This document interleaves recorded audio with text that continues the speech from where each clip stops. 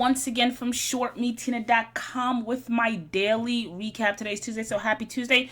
We're going to go really quickly with this one. I really wanted to start off with ticker HTBX because I analyzed that stock yesterday, and I want to sort of try to continue some of the stocks that I've done the previous day. Anyway, ticker HTBX, before we get underway, let me just thank you for being here. So thank you. Give this video a like and a thumbs up rather, and please don't forget to comment in the comment section. Anyway, hourly chart you're looking at right now, stock is down about 24%, right? So let's go back to yesterday and the analysis that I did. I said the stock was trading sideways for the first 4 hours. You had the last 2 or 3 hours, stock ran up, closed actually relatively strong, right? Closed at around, I think, 80 cents. It was up slightly in after hours, and it seemed as though it was gearing up to continue the run it started yesterday. But like I've been saying all of 2020, we're now March 3rd, so this should be a theme for folks that listen here. Always pay attention to how the stock, especially these type of runners, always pay attention to how the stock opens up the next day and what happened today, right? We opened up at around 74 cents, which is significantly below yesterday's close of around 80 cents. That should have indicated to you that things were not looking so good and momentum had essentially weaned. So we lost a lot of ground the first hour of trading. For the most part, I want to say the stock traded sideways. So for those that are still thinking there's a run that's possible, please pay attention to, again, we closed at 59 cents. I don't know if I mentioned that. Please pay attention for the most part to what I think is temporary support, at least for today, of around 56 cents. If that breaks, just be mindful that there's this gap here of around 35 cents to be filled. And that's my take. What else? All right, let's follow up a ticker SPEX daily chart stock. Also lost a lot of ground today, about 36%, closed at around 78 cents. The low of the day clocking in at around 76 cents, the high 82. For me, that's not a huge range, which means that today, in my opinion, the selling was constricted or restricted. So I doubt that this stock is going to shed another 20-30% tomorrow. But the key is not necessarily how it opens up, but the key is you want to pay attention to session lows of around 76 cents. If we lose that ground, then it might drift a bit more. But the fact that it gapped down 35 cents, essentially traded sideways all day today, tells me that it's been contained and there's a possibility of a reversal. What else? All right, and then we have ticker INO. Huge congrats to the bulls, contrasting this to the two that I just did, SPEX and ticker HTBX. This one is actually up. What's up with the X's? Anyway, so let's go to the daily chart to see if I see a picture here. Sometimes you got to go all the way back. Okay, this is interesting. Passing several levels. What do I see next? All right, so it seems like this stock definitely can hit around $9 or $10. Let's zoom into the hourly to see if I see something else. Going to the hourly here. All right, so for the most part, stock gapped up, traded sideways essentially, and ran, had that big run up the last 2 hours of trading. I wonder what happened because it seems, again, volume poured in, although you can't see it here.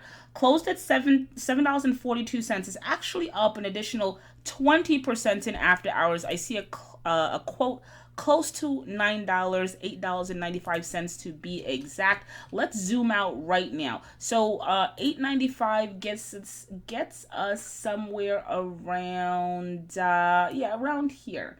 $8.95 gets us somewhere around here. So this is where we are in after hours. If we can blow through this tomorrow, then more than likely I can see around $10 in the card. Still potential upside with ticker INO, my take. And let's wrap it up with the SPY. All right, so we're going to round it out with ticker SPY, the S&P 500, off north of 3% on the day. We closed at 332 cents. Like I stated yesterday when the market or the ETF was up around north of 5%, I said, let the market show you, right? Let it prove itself to you. I know a lot of traders, yes, we are traders, but a lot of traders are trying to trade in this type of environment. And if you nail one of them, great, pat yourself on the back. But you know, I was listening to CNBC today. I like them, whatever. I do like them. And one of the commentators, not a regular, just one of the guests that they had on, said something like, "This is a market for like really professional traders, and I've been trading for a long time, close to 20 years, and in many respects I consider myself a professional trader. Let's put that in quotation marks. And even I have said, you know what is the point of really trying to stranglehold or,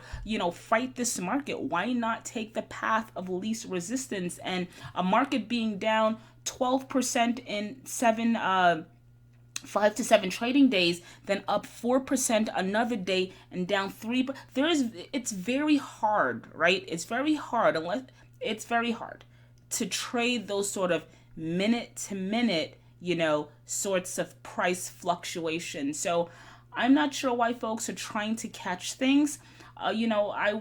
In these types of environments, I think my investor hat goes on versus my trader hat, because as an investor with a very longer term horizon, right? I said this yesterday, 15, 20, 30, 40 years, then you might want to pick up some of these stocks that are off at a steep discount, some that are off 10, 15, 20%.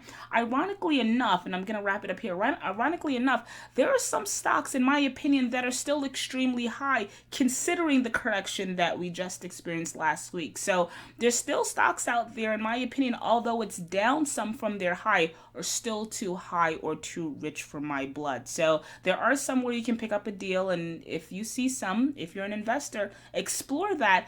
But to try to really catch these moves as a trader, I think you're playing I know I see folks, online, yeah, I nailed this, I nailed that, like, whatever. Very difficult game to play. You're playing with real money. Unless this excites you, just wait. There will exist a decent market environment. I can show you one right now, the one that we just came off of.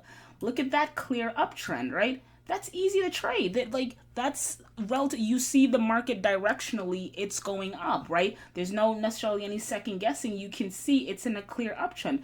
This right now, what's going on, you're not, granted it's been down for the past 7 or so days, but you're not quite sure what the market wants to do. So in my opinion, stay away until it does, right? The markets will be here forever. And this is from someone who's been in the markets for about 20 years. The markets will always be here. All right? So save yourself some money, some emotional capital, and take a break here and there. And we're going to wrap it there. Tina here once again from ShortMeTina.com. If you enjoyed any portion of this video, do 3 things for me. 1, like and comment in the comments section. Again, it helps to get the videos out to folks that might be in these stocks and they're looking for someone's viewpoint on it. That's the first thing. 2, I do videos every single day, so make sure you're subscribed at ShortMeTina.com. No, wrong. Make sure you're subscribed at our YouTube channel at ShortMeTina. Oh, my circuits are all twisted. Anyway, and the last thing I'm going to ask you to do right now, on our website, we're hosting a free 14-day trading course where I kind of relay a lot of the things that I've learned trading for the last 20 years. Again, it is free, completely free. You do not need to enter your credit card, just an email address, so I can know where to actually send the information to. So if that's something that you're interested in, no pressure, definitely head on over to our website, ShortMeTina.com. Sign up, become a member. Thank you for listening, and as always, thank you for the support. I'll talk.